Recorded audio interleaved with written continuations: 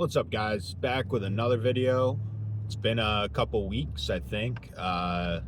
Just been busy with work and the side hustle and making content for the side hustle and all sorts of other stuff. So it's been a minute, but I also just kind of didn't have anything I felt was all that pressing that I wanted to talk about, or there's stuff going on, but feels like the news cycle, at least in my opinion, is we're stuck in one of those loops where it's just it's a nothing ever happens loop. There's lots of talk about this and that, and it all kind of just seems pretty fake, and I don't know, not really anything's happening. Nothing is different from norm. The norms are still happening, and so I just haven't really felt that inspired to talk that much about anything going on.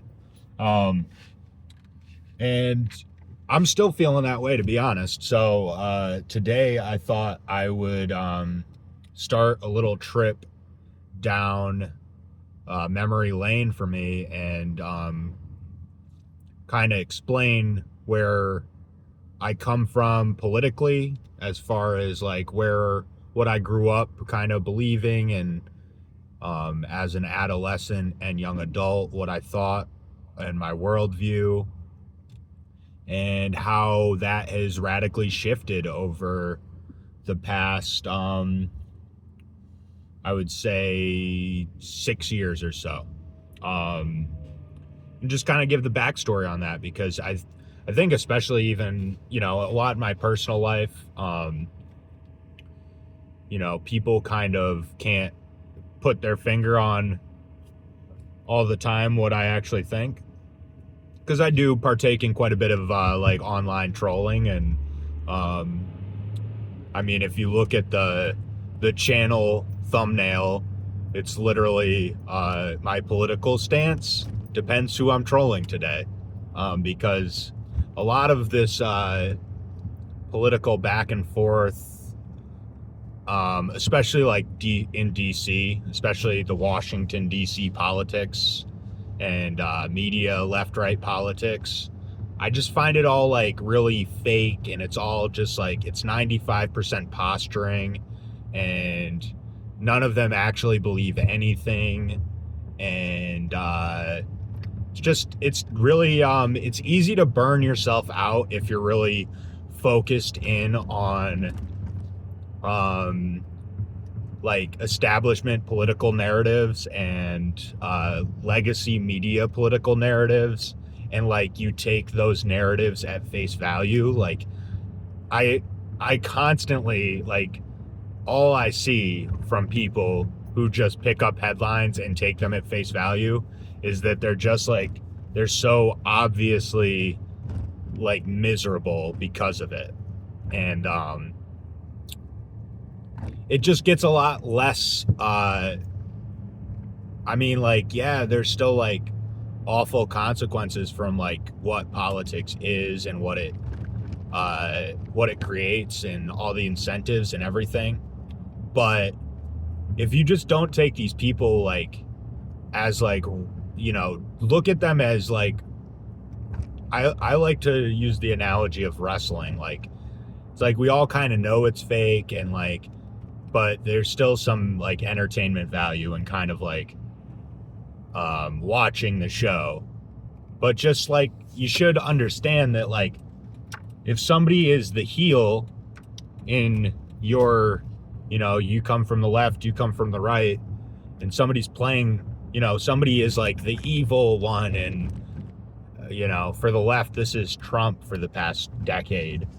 It's you do yourself a lot of favors if you just understood it as a show that's being put on, and Trump is playing his role as the heel to your team. Just saying. Anyway, so yeah, I guess I'll start as far back as I can remember. when I was real young, when I was still like a kid, like not even 10 years old, my first awareness of any political thing happening was George W. Bush versus Al Gore 2000 and that election and the lead up to it. And I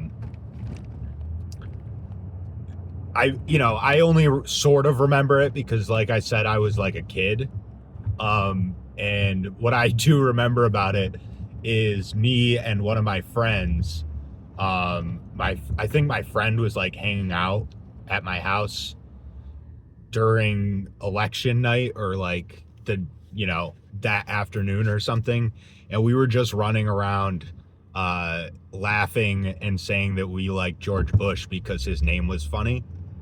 And this really upset, not really upset, but like my parents are Democrats and have voted Democrat for a very long time. Nothing wrong. Who cares? But it was just funny. That's like my first memory of being consciously aware of anything political at all. And it's just kind of a funny thing, me and my buddy laughing and saying we like George Bush because his name was funny. However, then George Bush got elected, and so for the next 8 years, and during some of the a lot of the missteps of what led us from looking back on it, the late 90s being like this sort of pinnacle of America, and then 9/11 happens and the terror wars start, and we're still doing terror wars to this day. We're still fighting the enemies of those wars to this day. In some cases, in other cases, we're inviting them to the White House and patting them on the back for doing regime changes on, Middle Eastern regimes we don't like. Whatever, that's another story, I guess. But so, like my formative years as a adolescent were very much spent in the years of George Bush's presidency, seeing, the terror wars and the constant news coverage of the wars, the constant news coverage of the hunt for Osama bin Laden, which very quickly turned into, we have to regime change Saddam Hussein in Iraq, and then that very quickly turned into, we have to replace the Taliban and turn Afghanistan and Iraq into democracies, liberal democracies that respect women's rights and, respect gay people and all sorts of stuff. But essentially trying to turn these Middle Eastern countries into little democratic republics with constitutions and, just that whole lie. I don't know, maybe in some cases I'm sure people believed it, but in retrospect it's pretty obvious how silly and how disastrous those policies were. So long story short, that was my formative years paying attention to politics, was watching that news cycle unfold. And then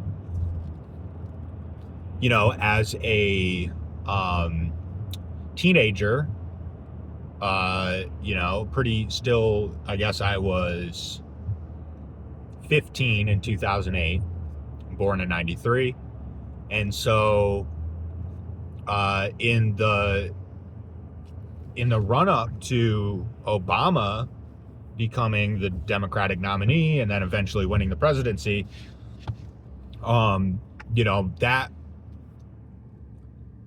that was probably the first election that I actually had any awareness of who the players were, Although I did have some awareness of George Bush's reelection, but not as much, and it didn't really matter as much to any sort of ideology that I was going to develop. But in Obama's election, if you are a similar age to me and you were at all paying attention, or you're older and you were paying attention, you remember the campaign promises of, hope and change, and we're going to return to, we're going to bring the troops home, we're going to end the wars. At this point, the Middle East wars were becoming tiring to the public. Public opinion had shifted on them. A lot of the original lies that had been told to justify those wars were unraveling, and so the electorate was just like ready to reverse course on a lot of those wars. And in the George Bush years, the left was very anti-war. Maybe not so much for the first year or two after 9/11, but for at least the second half of George Bush's presidency, the left was really good on opposing those wars. And, you can look back in retrospect, and I would say this now, where it's like, well, yeah, how much of that was true belief in an anti-war stance versus how much of that was just political maneuvering? I think that's debatable, but I would say it was probably more so just political maneuvering. But regardless, Obama's campaign promises were bring the troops home, we're going to end the wars, we're going to not torture people at Guantanamo Bay, we're going to this, we're going to that. And, I really believed it. I was a, young, impressionable, young teenager. And so I really believed that narrative. And the other thing that was kind of promised in that campaign was, hey, well, like, if we finally elect a black dude, then that means that racism's over in America. And we can kind of put America's racist past behind us and forget and forgive and start this new era of colorblind meritocracy and, whatever. That was kind of also a kind of implied and also talked about explicitly sort of reason we should elect this guy. And when I was young and, for a long time after, I totally bought into that. Like, yeah, we should do that. Yeah, America's history is ugly and racist and problematic, and this would do good as far as, getting us towards a place where we're living in our supposed ideals, and also just, just away from Bush era policies. And, there were many other things that happened during the Bush era, like Hurricane Katrina. There was other stuff going on too that just kind of like illustrated in my brain, like, this regime bad, we need a new one. And the left is good on the wars, and the left cares about minorities and the downtrodden and all of this stuff. And so to me, as a 15-year-old, I was like, yeah, sign me up. That sounds good. And I would say during the Obama presidency, that outlook of mine did not change much. And, whether or not, I would say mostly it was just like, once Obama got in, I wasn't really like keeping up with the news about like, you know, surges of troops or like starting new wars or Libya or, you know, all these different storylines. You know, when you're 15, it's like you kind of only care about politics so much as it's plastered in front of your face all the time and talked about all the time. And if you're an American, at least pre-Trump, as far as national politics, you know, 90% of the attention of the American people is really just every 4 years in the election cycle. And, you know, this was pre-Trump. And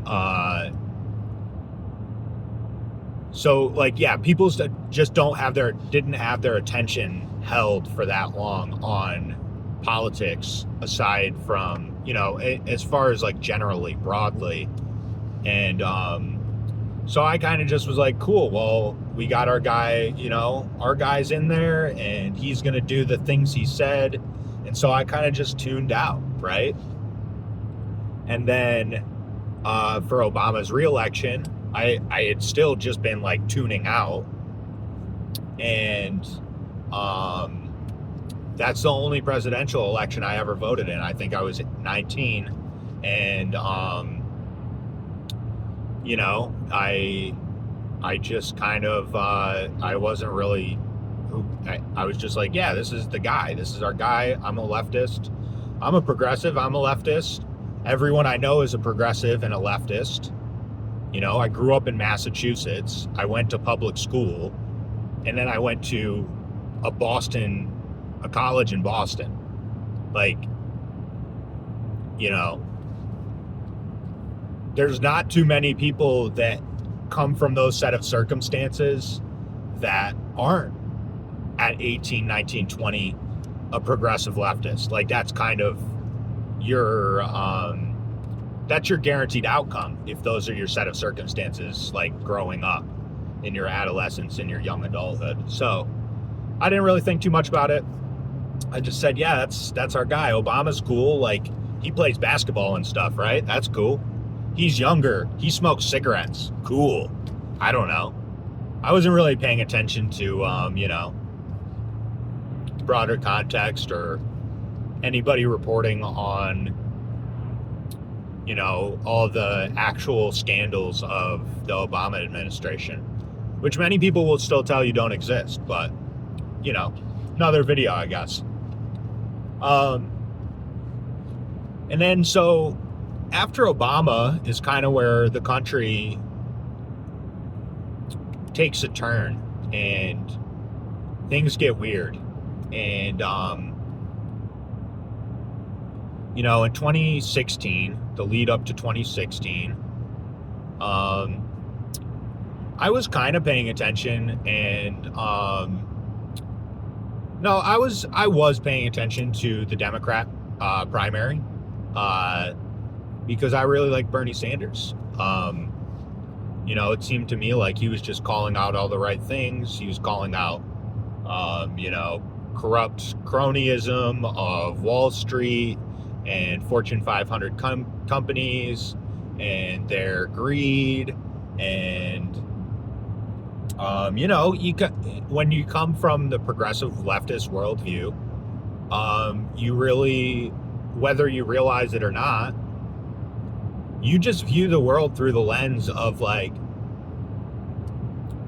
those with more, bad, evil, greedy. Those with less, good. You know, you have empathy toward them, and it's not their fault, and, you know, it's their circumstances that have brought them to where they are. And so, you know, Bernie Sanders' campaign was really a promise to try to equalize economically and socially, and, you know, kind of just make it a, you know, I would say that the pitch is always to make it a level playing field, but the ideal is always to make outcomes equal. Equality versus equity or whatever. But I wasn't really aware of these distinctions and any of that stuff. So I just heard that, and I always, even just like barely paying attention to sort of Obama era policies. Hillary Clinton just always kind of struck me as like this corrupt, corporatist, phony, and also just like not a good person. I don't know. I've had people tell me, oh, well, that's just misogyny or whatever. Sure, okay. But anyway, and that's the funny thing is in that election cycle, the supporters of Hillary Clinton tried to use that against, do you remember the Bernie bros? Now we were all just so like misogynistic and, whatever. I remember that. That was fun. But anyway, so like I was very in on Bernie, and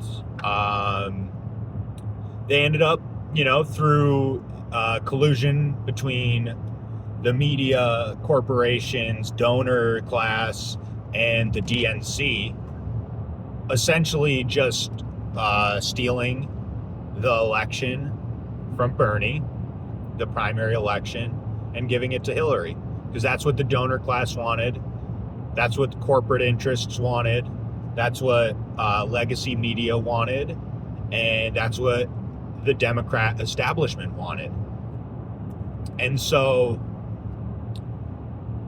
as a corporate Democrat, Hillary was the nominee. And as a far left, at that time, progressive Democrat, or progressive, or whatever you want to call it, I felt completely disaffected from the left in a lot of ways, and just kind of, I got my first peek into awareness of the phony charade that plays out in Washington and in our system in general. And this is still a correct insight that I had back then, in my opinion now.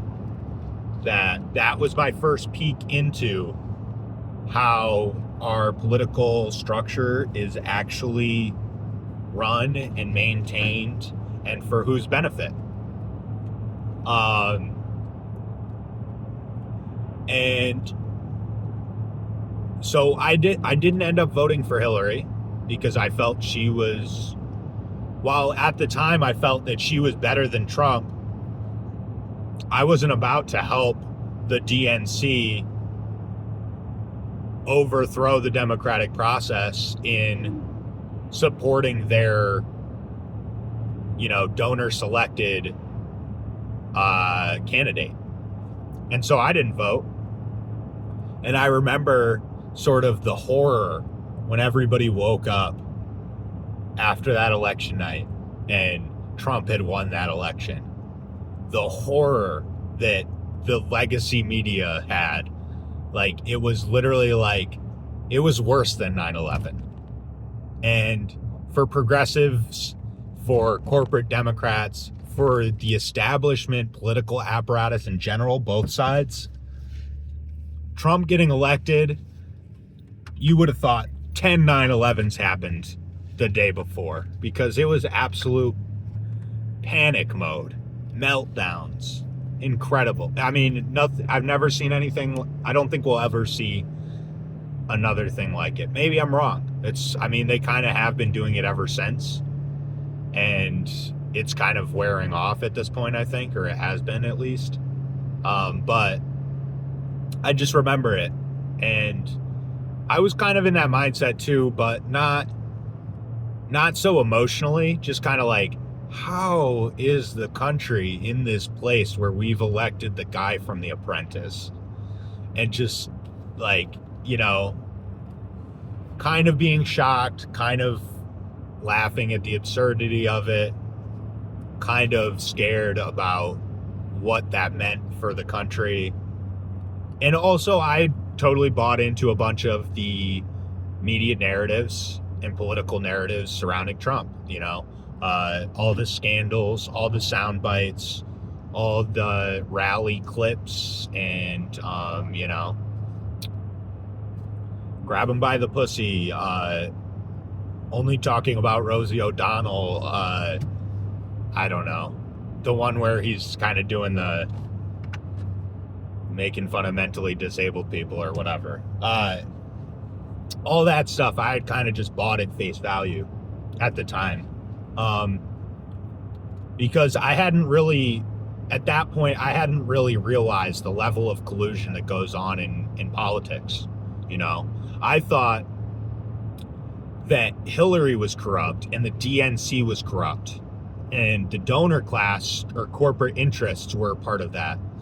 But I hadn't quite realized the extent to which that was true, and also how in control of the media and the universities and these other quasi-government apparatuses, how much collusion goes on in all of those things, and how, so I kind of didn't understand that. And so a lot of the sort of sound bites and clips and all this sort of stuff, I just kind of went, yeah, geez, what an evil monster or whatever, which I don't really have that much of a different opinion on Trump's character. I just think that the left does an awful job of actually accurately portraying what makes him a monster. Many such cases, though. So yeah, I mean, that's kind of the build up to the Trump presidency. And I think I'll break this into a few different parts just to kind of tell my backstory on where I'm coming from, and that sort of thing. And I guess the next one that I do will be more so Trump era, but there's not really honestly that much going on during that time period for me as far as politics. It doesn't really get that interesting again until 2020. So that's probably, we'll kind of just skip over Trump's first term in the next video, because truthfully, I don't know, I was kind of not paying attention that much. Or to the extent I was paying attention, it was just kind of accepting left-leaning narratives at face value, and I don't think that's all that interesting to continue talking about. So yeah, maybe I'll do another episode in the next day or two and sort of talk about the moment that it shifted for me is in 2020. And I'm sure you can kind of understand what might have happened there. But we'll get into it in depth in the next episode, and we'll talk about it then. And if you watch this whole thing, I appreciate it. And, let me know where you came from. Let me know what your opinions were at the time, if they've shifted at all, where you were during the Obama years, during the lead up to Trump's election, all that stuff. Part of this channel going forward is going to, hopefully, if I can get any audience, we'll be interacting somewhat with the audience, with the comments, and, kind of taking some suggestions from my watchers or listeners, what do you want? What is important to you? What do you want to talk about? What's going on that you think is, worthwhile talking about? So if you got any sort of stuff like that, suggestions or questions or anything like that, Drop them in the comments, and I'll see you guys soon. All right, later.